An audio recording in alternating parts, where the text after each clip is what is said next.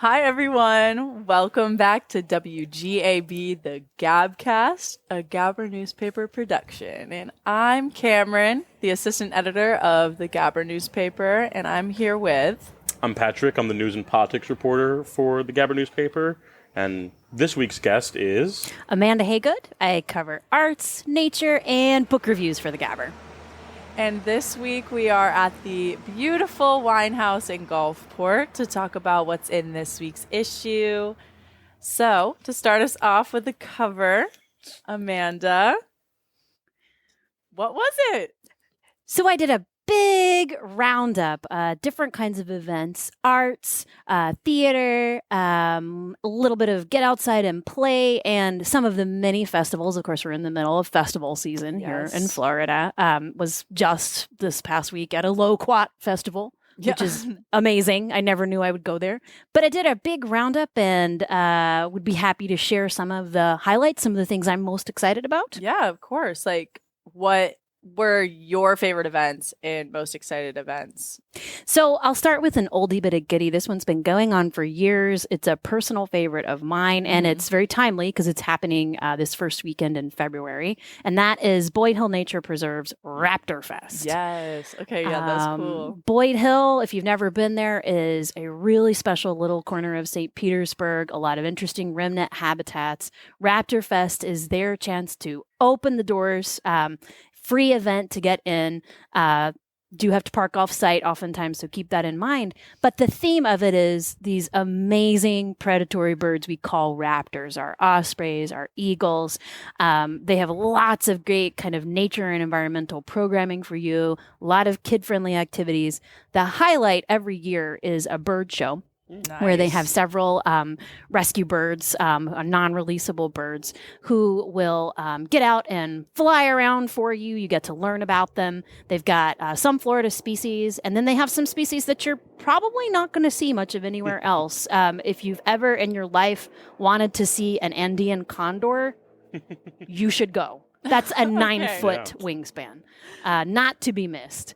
So that's one of my favorite events. If you do go, look out for the T-shirts. They always have the niftiest T-shirts. That's awesome. Yeah, so you don't want to miss that one. Yeah, I remember when I was younger, like probably my first year of college, I went to Boyd Hill on like some sort of field trip or something, and they had a little American kestrel named Mel, and she was the cutest thing, and they brought her out, and that was the best, just to meet the little tiny kestrel. And they were like, I think the American kestrel is like the smallest falcon species or something like that. So something really cool, but it was really awesome. And every time I go to Boyd Hill, I always make sure to like stop by where they have all the different birds because it's just the coolest. It's very cool. And they'll definitely have some of those ambassador species out there to interact with. Sometimes both birds and snakes. That's amazing. So Raptor Fest will be on February 3rd. So check that out at Boyd Hill Nature Preserve.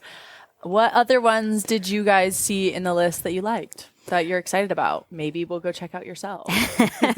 Yeah. Well, I'm super excited about kind of more on the arts frame of mind. Studio at 620 on First Avenue South, which is turning 20 this year. It's this amazing cultural institution. They do theater, they do art shows, lots of really great stuff. And they are having a focus exhibit on the Florida Highwaymen, which is a great kind of artistic movement from mid-20th century Florida. It was African-American men primarily who didn't really have a space in the kind of conventional art world, who were painting these gorgeous, iconic kind of Florida beach and sunset scenes on masonite boards, and then selling them, usually out of the backs of their cars. So people would come home with these beautiful kind of paintings to remember their trip to Florida. But over time, this became almost a kind of a school where you had multiple individuals participating in, and that art is going to be showcased at Studio 620 at a show here in February. And then as a really cool kind of bonus add-on to that, Bob Devin Jones, who's the creative director for Studio at 620, and who is a really like accomplished and wonderful actor, is going to be doing a staged reading of a play that I believe he wrote called Down the Road, which is about that art. So you'll be able to see the art. You'll be able to watch Bob. No, that's awesome. It just sounds amazing. I like that. Sounds really cool. Yeah, no, that's exciting. And so that will be on February 18th and February 22nd. That's right. The opening for the show is on the 18th, and then the reading is on the 22nd. Perfect. Honestly, I'm excited about Get Rescued. Oh, yes. I think that is such a fun, pet-friendly event in Gulfport. I'm super excited about that. And I remember the first time I saw it or went to Get Rescued, I did not know it was happening. So I was downtown Gulfport and was just like walking around. I was like, what is why are there all these food trucks, bunch of animals? There was the skunk petting zoo. Have you seen that? Yes. Oh, my yes. gosh. They were there, and I was with my family, and they were like, people are petting skunks over here. Like, granted, I'm from New Hampshire, so like, I don't really know how many people are petting skunks up there, but apparently it happens in Florida, and my family was not ready for that. So that was just a fun time of just walking around, and there was so many good food trucks and so many puppies everywhere. Oh my God, that made me so excited. I loved seeing all the animals. But I know that you will know more about this. The official wagging in ceremony happens at Get Rescued for Pet Mayor. That's right. Yeah. So how do they go about that? Where would you even watch that ceremony? Where's the ceremony and how does that go? It's going to be in the art courtyard on the little stage, right across from North End Tap House.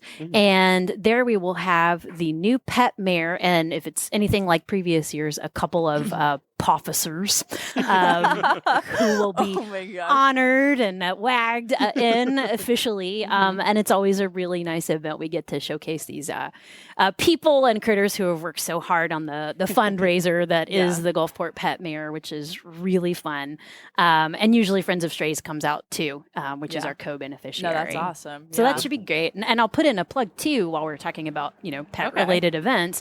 The Gulfport Arts Center is going to have an art show in honor of the Pet Mayor election and of Get Rescued. February, we just need to declare it Pet Month, I think. But the show will be opens on February 3rd. It's called Show Us Your Pets. And this is where we reach out to Gulfportians to honor their pets through art. And we get 3D art, we get 2D art, we get some really, really cool stuff. So that's always a fun one. And I do know that the Art Center is also putting on February 13th an event for, I think it's kids, but double check me on this, where you get to make a mini sort of a screen print of your pet. That's so exciting. Yeah, a little class. Yeah, I went to Show Us Your Pets last year, and that was so adorable. All of the pictures and paintings, and your son made a paper mache, right, of your cat. 2 paper maches. Yeah, so that was adorable. I think it was like best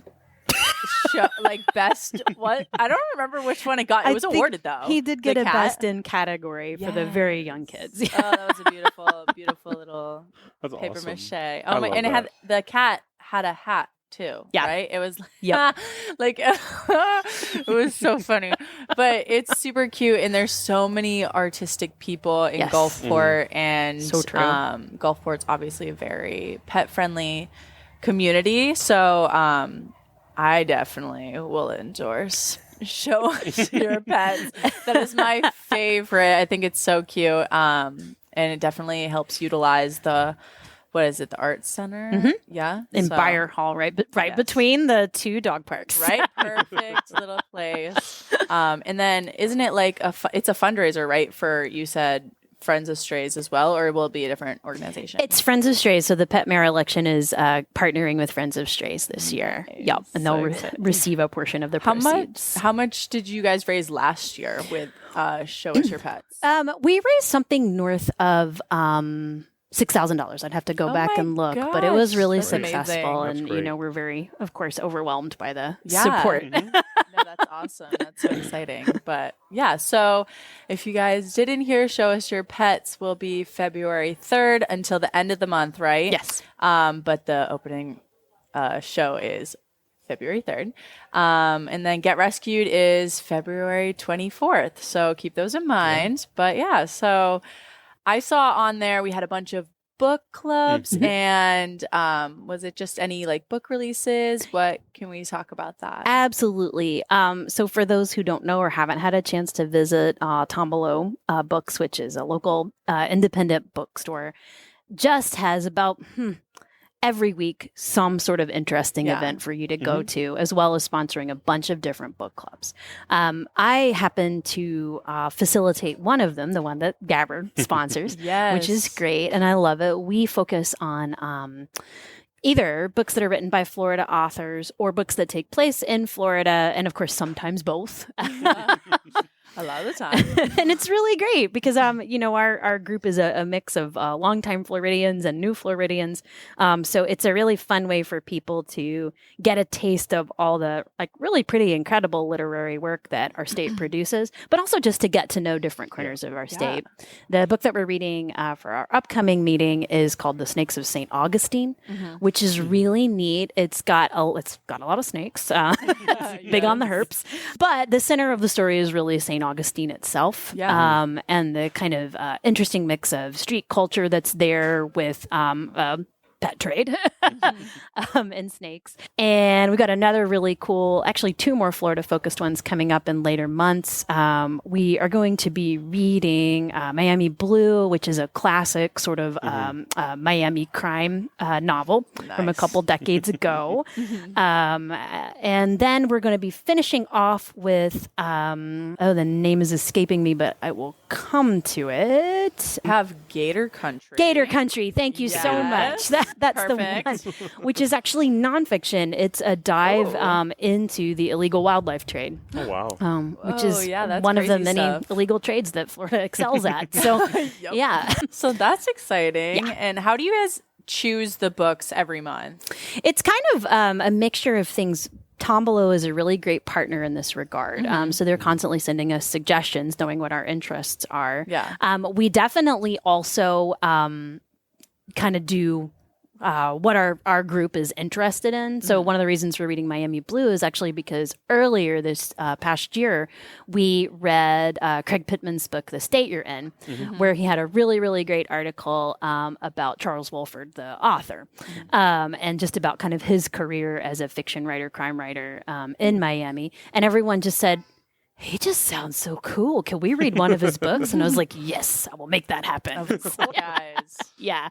So we do that. And then every year we also look at the Florida Book Awards list and try to maybe pick a couple titles off of that. That's awesome. That's really so cool. awesome. Yeah. So, and that's sponsored by the Gabber Newspaper, the Gabber Newspaper, a book club. Join us, It's the second Wednesday of every month, but one small exception. The second Wednesday of this coming month, February, is Valentine's Day. So in that one instance, we're going to be meeting on the 21st. Not the 14th. But normally you can find a second Wednesday of every month.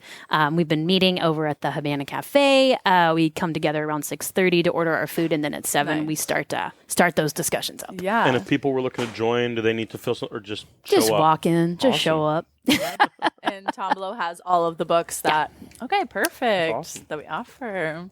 That's exciting. So yeah, keep an eye out for that. Pat, do you have any favorites that you read in the events? Every year since I've been here, I've been a big fan of the Collard Greens Festival in St. Pete. Oh, yeah. That's just, I mean, who doesn't love good food? But especially when it's like, when you can take something like collard greens and showcase how different it can be, but also just how like tasty it always is.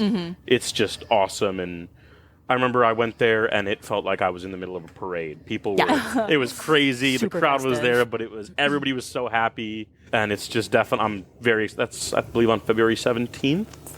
Yes, I have that for February 17th at the Woodson African American Museum of Florida. Yeah. So definitely check that out. Definitely. That's exciting stuff. Do you remember how big or small the festival was when you went? I've never been. I remember there being a lot of people. Yes. And people were very excited. And Yeah. it definitely felt bigger. I mean, it was big, but it felt bigger than it was just because of how many people were there and how excited everybody was to be there. And it was great. Such a good environment. Everybody was interacting and safe Everything place. It was just so, super oh good, my too. gosh. Yes. Yeah. It was incredible. Yeah. But yeah, definitely check that out if you want to just spend a day enjoying some good food around people who are just as excited as you to be trying Yeah. some good food. I like that recipe. Yeah. Well, that's some good stuff. I am really excited about everything. Spring is such a good time to get outside, and especially in Florida, we've been so lucky to. Yeah, before it hits the 90s. I know, right? Like Save Got a to couple have weeks. this nice, cooler weather to go enjoy yes. these outdoor activities and get together with friends and just explore different Yeah. things. I'm super excited about all of the events and festivals Absolutely. and get-togethers happening this spring. Festival But season. Pat, what else is going on in the Gabber? Yeah, so Storm Runners, we reported on it last week, and they're opening up, and we're very excited for them to move into the space, and it's going to be a lot of fun. But one of the big things that they had was on the back of their fence, they had a mural that had a bunch of colorful dogs, and it was a beautiful mural. But on the night of January 23rd, that mural was defaced with some gray paint. And Dave Burton, the managing partner for Storm Runners, he woke up that morning and he went out there and he was disappointed, obviously. I mean, Yeah. it was a lot of work and it was a beautiful mural and people were very invested in it. And then it showed up and it was gone. But he's had a lot of experience in the restaurant business and he knows that the best thing to do is just keep moving along. So along with that, we spoke with Alex Clausen, who's the head of RSK Murals, the company that did the mural. And on the 25th, him and his company spent that day kind of repainting the mural out of their own pocket just to have it there ready to go. And they used some anti-graffiti paint so that it would be easier to clean if it got graffiti.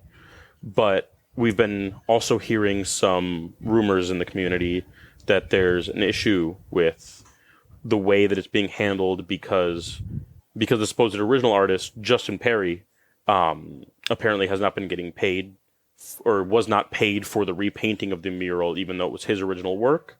But this is all social media speculation, and we're still looking into the story to do some reporting. Here we are with Cathy Salustri, the owner, publisher, and editor of the Gabber Newspaper, here to talk a little bit about the wine house in Gulfport. Well, I think we're all here to talk about the wine house. First of all, thank you. If we haven't already, thank you to the wine house for letting us tape here. I am loving the ambient music. I never knew Gulfport had so many motorcycles. We are here because this week in the paper, our food critic, Morgan Benno, reviewed the wine house. And so I have to say, the first time I ate at the wine house, I was like, I don't know. Wasn't my favorite thing. But then Morgan wrote this review. And I mean, she was basically kneeling down at the altar of barbecue going, we're not worthy. We're not worthy. So I'm like, I got to try it. And Tuesday, I did not know, is Taco Tuesday at the wine house. Because if you're going to do wine and barbecue, which is just a natural pairing, really, why not do wine, barbecue, and tacos? So we did splurge because we're big spenders over here at the Gabber. We spent $20 and got 5 tacos because they're $4 from 12 to 8:30 on Tuesdays. I had no idea this was a thing. Taco Tuesday is huge. I feel like there should be Taco Mondays and Taco Fridays and Taco Saturdays, but whatever. Anyway, Taco Tuesday. So we got the stuff, chicken with flamingo sauce, pork with a sweet sauce, brisket with a Carolina sauce, vegan chickpea spicy. I don't even know if it had a sauce on it. And ribs with a sweet sauce. And so I have now had 2 brisket tacos. I only ordered one, but then I ordered a second one because I am a sucker for Carolina Gold barbecue. I do not believe in Texas barbecue. I do not believe in KC barbecue. It's fine. You give me a look. It's cool. I mean, it's all Barbecue's barbecue so is good contentious. barbecue, though. No matter the style, it's good. I mean, yeah, I guess. But I still want the Carolina Gold barbecue. I get it. I'm a big believer in mustard. But what was sort of, I believe. I'm more of a mayonnaise person. Are you a mayonnaise person? Yeah. You would have appreciated the flamingo sauce. I'm sure I would have. Had mayonnaise, a little bit of mayonnaise, I think, horseradish, maybe a touch of ketchup. Sounds heavenly. I can't wait to try the hot sauce. So I didn't get the hot sauce. We're going to go in and get the hot sauce when we're done. Because I cannot wait to try But that. Amanda does not believe in eating animal flesh, right? You're not an animal flesh eater? Unless that animal's a fish, but yeah. What if that animal is a hog and they're super mean? hogs are destructive in Florida. That's true. And there's a lot of good people out there telling us a way to solve our invasive species problem is just to learn to love to eat them. I don't disagree with that. Think about if pythons were as tasty as a filet mignon. I mean, I can't say that they're not. I've never eaten Pretty one. high in mercury down in the Everglades. That's a good point. But the point of all this is, even though you are not a vegan, you are a vegetarian mostly. And you had the vegan chickpea. I sure did. What did you think of it? Well, as somebody who is constantly sort of like looking at the menu and oftentimes kind of ruling some things out just because of my particular dietary preferences, I've had my share of,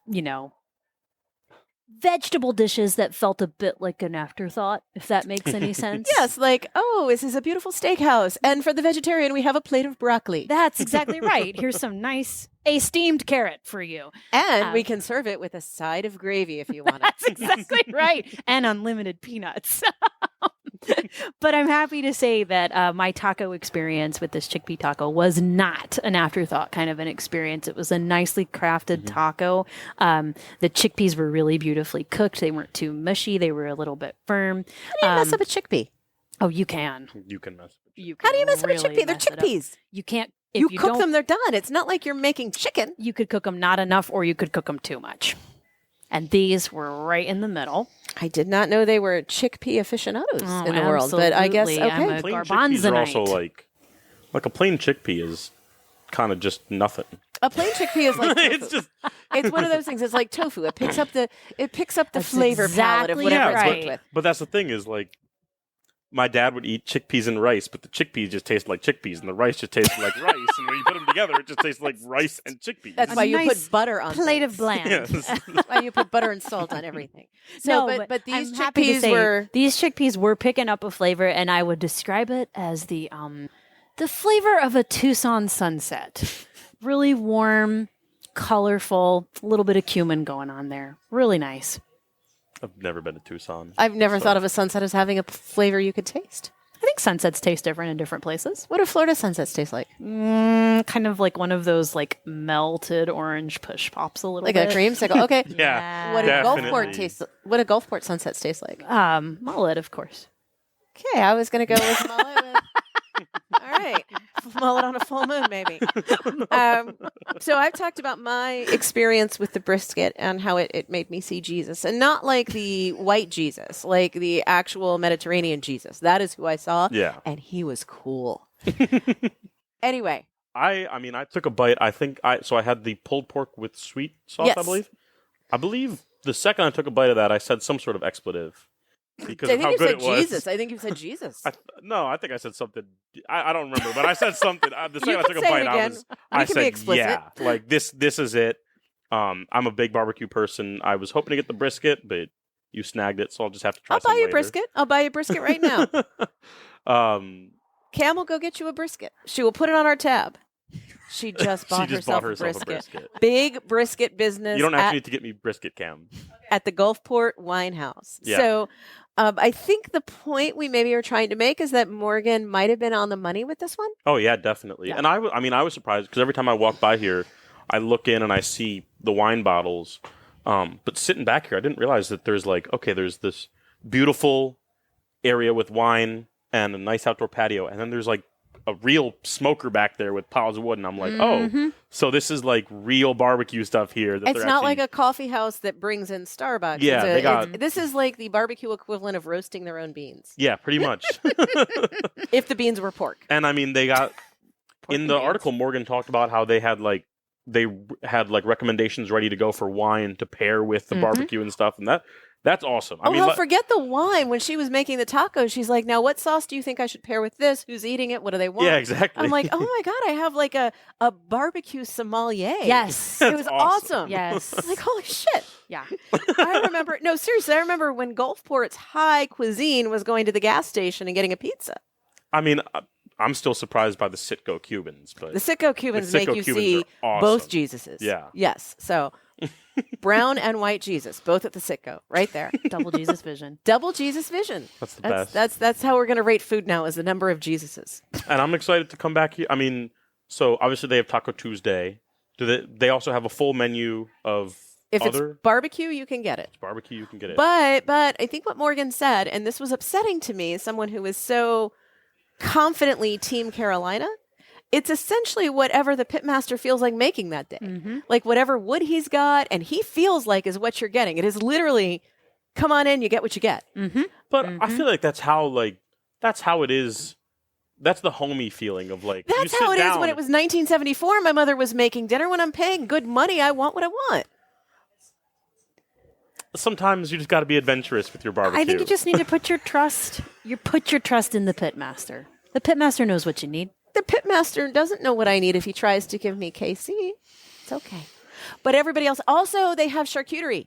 They do. They have, do charcuterie yes. boards because nothing, honest to God, nothing really speaks to the spirit of Gulfport more than here's a place where you can get barbecue and fine wines and also maybe some Lunchables on a fancy plate. They got a ping pong table out front. They have cornhole. Cards Against Humanity on a. Do you know why they call it cornhole?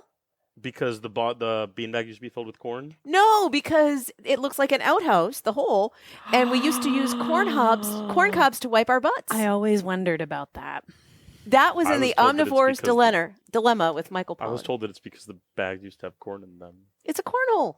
That's what an outhouse is. It's a cornhole. It Sounds like your parents are trying to protect you, Patrick. I mean, I'm from the Midwest, so corn has a billion things. Okay, that it well, does, but I cannot highly enough suggest Michael Pollan's The Omnivore's Dilemma. His whole first chapter is about corn and corn butt products.